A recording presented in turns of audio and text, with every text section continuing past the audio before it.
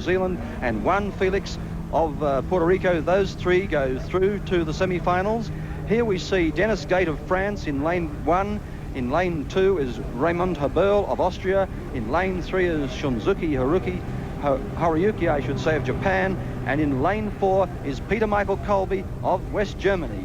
This is the second repechage. The first three go through to the semi-final, and as you can see there, just looking at the moment, it's Peter Michael Kolbe in 4, already in the lead, having a look across. I don't think he's going to work too hard in this one.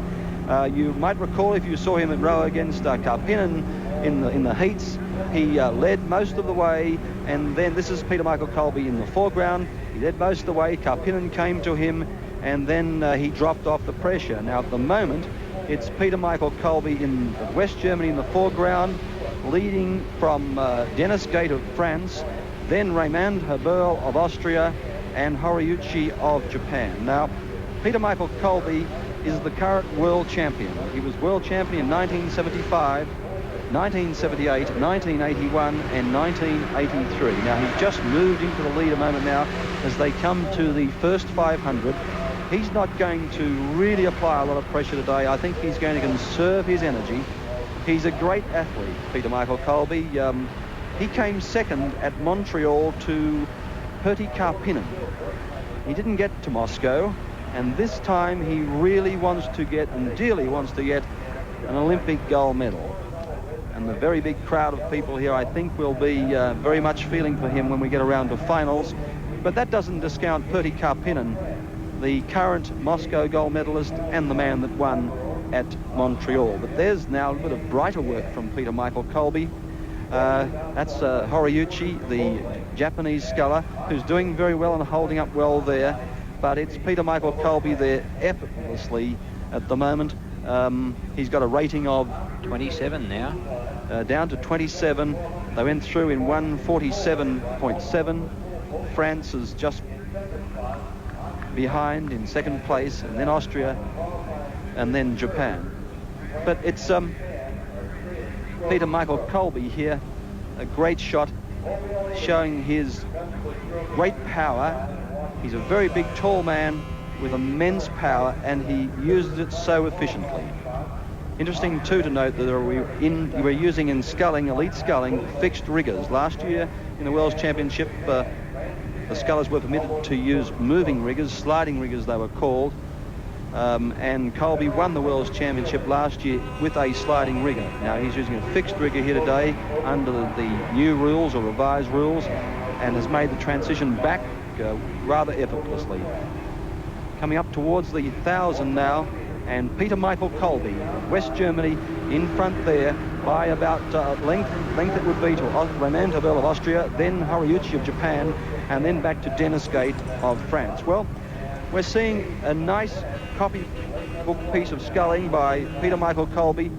Whilst his rating is well down, and whilst he's taking it most comfortably, I hope you're enjoying seeing a sculler of his particular ability. He's an outstanding athlete, a very modest man who actually, it's his birthday tomorrow, interesting enough. He's 31 now, and he's just having a nice paddle along. But when we get around to semi-finals and finals, you're going to see this man really turning on immense power, immense strength, and immense determination. Hasn't varied that rate from 27 for about this last 400 metres. Well, that's so, and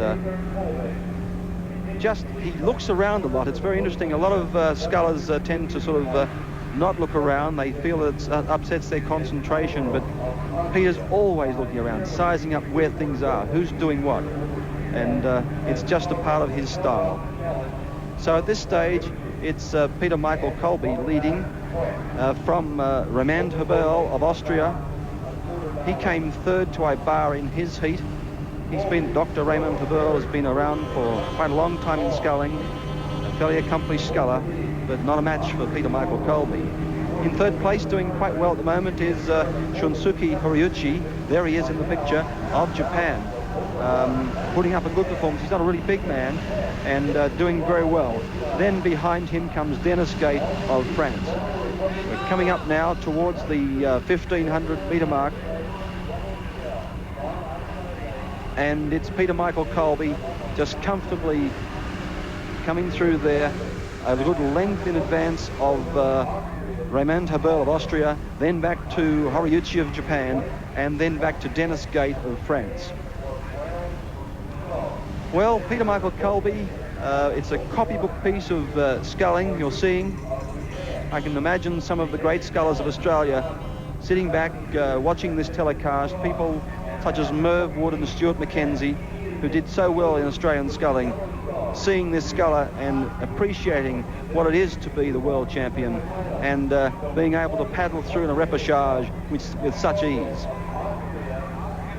Coming up now towards about 600 metres to go. It's Peter Michael Kolbe went through the 1500 in 5:34, coming up with 300 metres to go, I should have said. And now it's Peter Michael Kolbe in the lead, just comfortably having that easy paddle. Still rating 27, no change at all. From Raymond Habel, who is really finding he's up against some opposition today. But it's the first three that go through to the semi-final. And so we're going to see the Japanese sculler probably get through, and although we might see a good battle here, but the French sculler has improved his position. Dennis Gate has moved up very strongly. But over the concluding stages, with just about 150 metres to go, it's West Germany. Kolbe from West Germany, just having a relaxed paddle, looking around. But it'll be a different question to the semis and the finals. Kolbe now, as we get down towards the line, Habel only about a length and a half behind him. And that's copybook. Habel in second place.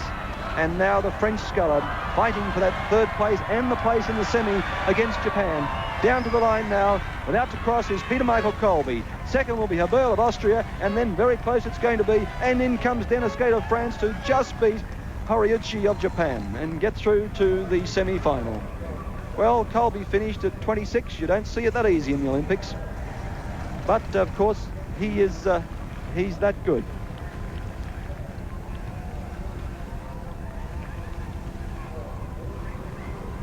Well, we'll just get the result of that. That's the